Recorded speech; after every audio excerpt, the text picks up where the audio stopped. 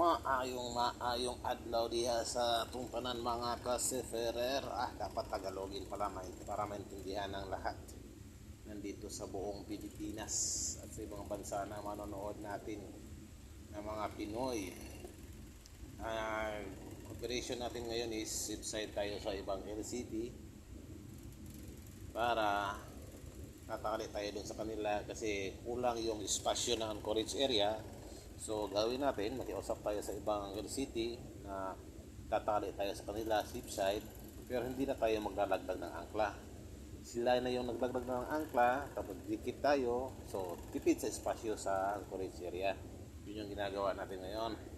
So, may lubid na tayo na spring para idikit natin yung pupa natin, mag-ahid tayo ng makina.